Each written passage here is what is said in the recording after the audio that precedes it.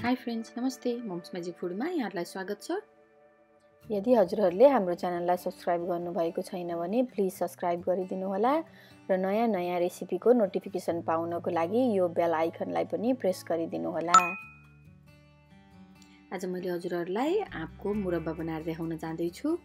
यसको लागि मैले यहाँ एउटा प्यान बसालेँ। यहाँ मैले 1 सानो चम्चा धनियाको दाना राखेँ, 1 सानो चम्चा जिराको दाना राखेँ र 1 सानो चम्चा मैले यहाँ सौंफको दाना पनि एड गर्छु र मैले यसलाई एकछिन राम्रोसँग भुट्छु रातो हुने बेलासम्म। यो मुरब्बा बनाउन एकदमै सजिलो र मिठो पनि एकदमै हुन्छ र यसलाई एकछिन रातो बनाएर भुटौँ र यतिको भएपछि लगभग यो पड्केर यतिको रातो भएपछि मैले ग्यास बन्द गरिदिन्छु। यसलाई मैले यसरी ओखलीमा पिस्न जाँदैछु। मैले यसलाई दरदराउने बनाएर पिस्छु, एकदमै मसिनो बनाउँदिनँ, त्यही भएर मैले मिक्सर युज गरिनँ। अलिअलि दरदराउने भयो भने मुरब्बामा एकदम मिठो स्वाद आउँछ र यतिको दरदराउँदो बनाउँछु मैले।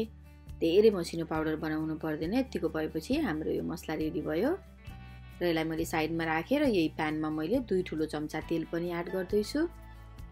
तेल राखिसकेपछि मैले यहाँ यो 5 फुरन भन्छ, मैले यो 5 फुरन मिसाएको छु। यो 5 फुरनमा चाहिँ हाम्रो जिरा, मेथी, राईको दाना, सौंफ अनि कलौन्जी हुन्छ। यो सबै कुरा लगभग 1 ठुलो चम्चा होला र मैले यहाँ अलिकति खुर्सानी पनि, रातो खुर्सानी पनि राखेको छु। तपाईले धुरो खुर्सानी प्रयोग गर्दा पनि हुन्छ र मैले यहाँ 500 ग्राम काँचो आँपलाई यसरी काटेर यस्तो शेप दिएर काटेको छु। मैले यो भित्रको अलिअलि सारो भाग पनि राखेको छु। यसले मुरब्बा एकदम खाने बेलामा मजा आउँछ, त्यही भएर चाहिँ मैले राम्रोसँग यो सबै फाल्दिएको छैन। मैले अलिअलि सारो भागलाई पनि राखेर यसलाई फुट्न जाँदैछु र यसरी एकैछिन हामीले धेरै बेर यसलाई फ्राई गर्नु पर्दैन, 2-4 मिनट मात्रै फ्राई गरौँ। एकदमै धेरै पकायो भने फतक्कै गल्छ, त्यस्तो धेरै पकाउनु पर्दैन र मैले यसलाई 2-4 मिनट ठुलो आगोमा यसरी चरचरी भुट्छु र भुटिसकेपछि मैले यहाँ 1 सानो चम्चा कालो नुन राखेँ, बिरे नुन पनि भन्छ। त्यसपछि मैले यहाँ आधा सानो चम्चा बेसार पाउडर पनि राखेँ। तपाईले बिरे नुनको सट्टा सादा नुन प्रयोग गर्दा पनि हुन्छ। बिरे नुनले अलिकति स्वाद मिठो हुने हुँदा मैले अलिकति बिरे नुन नै यसमा प्रयोग गरेको छु र यहाँ मैले एकछिन चलाएपछि लगभग 2 कप जति चिनी राखेँ। मैले यहाँ चिनी आफ्नो स्वाद अनुसार राख्नु होला, अलिक कम चिनी राख्दा पनि हुन्छ। कसैले भेली पनि प्रयोग गर्नुहुन्छ, मैले पनि भेली युज गरिनँ।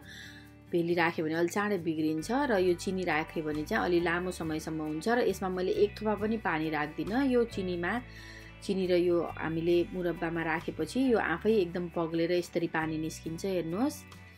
त्यही भएर तपाईले पनि पानी नराखिकन गर्नुभयो भने यो एकदमै लामो समयसम्म बिग्रिदैन। अघि पिसेको हामीले यो मसला पनि मैले यहाँ राखिदिएँ र मैले यहाँ 1 सानो चम्चा यो चिल्ली फ्लेक पनि राखेँ र यसलाई मैले राम्रोसँग चलाउन जाँदैछु। हामीले एकछिन यो चिनी पाक्ने बेलासम्म पकाउनेलाई धेरै बेर पनि पकाउनु पर्दैन। मैले 4-5 मिनट जति यसरी ढक्कन लगाएर सानो आगोमा पकाएको छु र ढक्कन निकालेर मैले यसलाई चलाउँछु। यो लगभग हाम्रो मुरब्बा रेडी नै जस्तो भइसक्यो, तर मैले यसलाई 2-3 मिनट ढक्कन नलाइकन एकछिन पकाउँछु र पकाएपछि यतिको देखियो। यो भन्दा बाक्लो नबनाउनु होला, हैन भने पछि अझै जम्न सक्छ यो। र हाम्रो यो मुरब्बा खानको लागि रेडी भयो। तपाईले यसलाई सेलाएर एउटा जारमा राख्नु होला र यसरी नै बनाएर खानु होला र कस्तो भयो भने हामीलाई पक्कै भन्नु होला है त साथीहरु। Thank you for watching.